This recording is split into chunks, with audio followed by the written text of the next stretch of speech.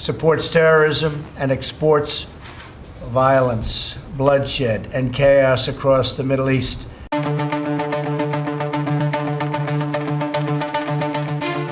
বিশ্বজুড়ে চলমান রক্তক্ষয়ী সংঘাত বন্ধের প্রতিশ্রুতি দিয়ে যুক্তরাষ্ট্রের ক্ষমতায় এসেছেন ডোনাল্ড ট্রাম্প। তবে মার্কিন শাসকদের চিরায়ত ধারা ভাঙবেন না ডোনাল্ড ট্রাম্পও। শপথ নেয়ার পরই তাই নতুন যুদ্ধের ঘোষণা দিয়েছেন এই নেতা। ব্যবসায়ী ট্রাম্প অবশ্য সহিংসতা নয়, বরং বাণিজ্য সংঘাতের হুঁশিয়ারি দিয়েছেন। আর আগের মেয়াদের মতোই ট্রাম্পের এই যুদ্ধের লক্ষ্য কানাডা, মেক্সিকো এবং চীন।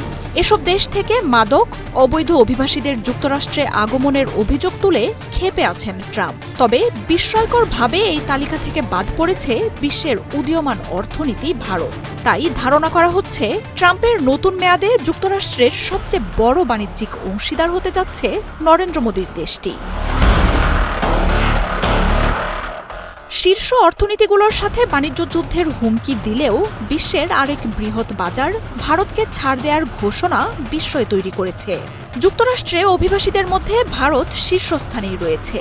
এছাড়াও ভারতীয় পণ্যও যুক্তরাষ্ট্রের বাজারে ছড়িয়ে পড়েছে। ক্ষমতায় থাকা বাইডেন প্রশাসন অবশ্য ভারতের ব্যাপারে কঠোরই ছিলেন। বাইডেন প্রশাসন ভারতের মশলা এবং ফার্মাসিউটিক্যাল শিল্পের উপর বেশ কঠোর অবস্থানে নিয়েছিলেন। তবে মনে করা হচ্ছে ট্রাম্পের শুল্ক যুদ্ধের কোপে না পড়ার ফলে চীনের চেয়ে বেশ সুবিধাজনক অবস্থায় থাকবে নরেন্দ্র মোদীর দেশটি। ভারতীয় পণ্য যুক্তরাষ্ট্রের বাজারে অবাধে ঢুকতে পারলে দেশটির অর্থনীতি উঠবে ফুলে ফেঁপে। এদিকে ট্রাম্পের আনা সব অভিযোগ উড়িয়ে দিয়েছে কানাডা, মেক্সিকো এবং চীন। বৃহৎ দুই অর্থনীতির বাণিজ্য ও শুল্কের এই যুদ্ধে কোনো দেশই জয় পাবে না বলে বিবৃতি দিয়েছে শি জিনপিংয়ের প্রশাসন। ট্রাম্পের এসব হুমকি ধামকি বা শুল্ক আরোপ অভিবাসন বা মাদক সমস্যা নির্মূল করতে পারবে না বলে জানিয়েছেন মেক্সিকোর প্রেসিডেন্ট ক্লাউডিয়া শেইনবাম। অভিবাসন, মাদক ও অপরাধের সব অভিযোগ প্রত্যাখ্যান করেছে কানাডার ট্রুডো প্রশাসন। ট্রাম্পের মতে যুক্তরাষ্ট্রের অভ্যন্তরে প্রধান সমস্যা অবৈধ অভিবাসন। মেক্সিকো থেকে আসা লাখ লাখ অভিবাসী যুক্তরাষ্ট্রকে ধ্বংস করে দিচ্ছে বলে বরাবরই অভিযোগ করে এসেছেন এই নেতা। আর এর জন্য মেক্সিকোর সরকারকে সরাসরি দায় দেন তিনি। প্রতি বছর মেক্সিকো সহ দক্ষিণ আমেরিকার বিভিন্ন দেশ থেকে হাজার হাজার অভিবাসন প্রত্যাশী ক্যারাভেন নিয়ে আমেরিকা অভিমুখে যাত্রা শুরু করে। মেক্সিকো সীমান্ত পাড়ি দিয়ে যুক্তরাষ্ট্রে প্রবেশ করে তারা। এসব অবৈধ অভিবাসীদের কারণে যুক্তরাষ্ট্রের স্থানীয়রা কাজ, সেবা, চিকিৎসা সহ সব অধিকার হারাচ্ছে বলে দাবি ট্রাম্পের। অবৈধ অভিবাসী ছাড়াও যুক্তরাষ্ট্র জুড়ে মাদক ও অপরাধের জন্য কানাডা, মেক্সিকো এবং চীন দায়ী বলে ঘোষণা দিয়েছেন ট্রাম্প। এসব দেশ থেকে যুক্তরাষ্ট্রে আসা ফ্যান্টানিল সহ অন্যান্য মাদক মার্কিনীদের ধ্বংস করে দিচ্ছে।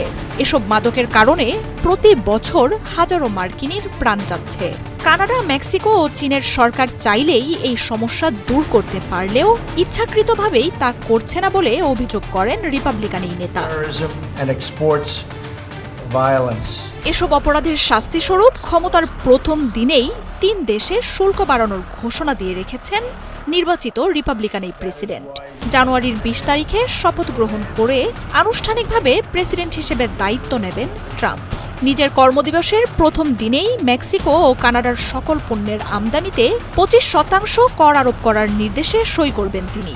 এছাড়াও চীনা পণ্যে আরও 10% শুল্ক বাড়াবেন ট্রাম্প। মার্জিয়া উপমা, 71।